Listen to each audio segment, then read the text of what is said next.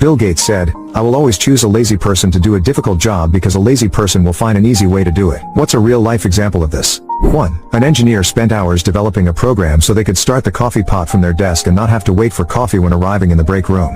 2. Every year in the Canadian winter, power lines would fail due to the weight of the snow. It took many days to build up enough to break a line, so they employed a team to walk the routes and shake the poles to loosen the snow. One day they saw a bear shaking the poles and realized that if they could get the bear to do it, they wouldn't need to walk the route. So they gave one guy a bucket of honey and he'd walk the route painting the sides of the poles with honey to attract the bears. It worked for a few more years, but this still takes a lot of time to do. So then they had the idea of flying a helicopter along the route with a trained sniper with honey paintballs that he'd shoot the poles with. On its maiden flight, the helicopter passed the lines and the downdraft blew away all of the snow. The flights continue to this day, but without the sniper.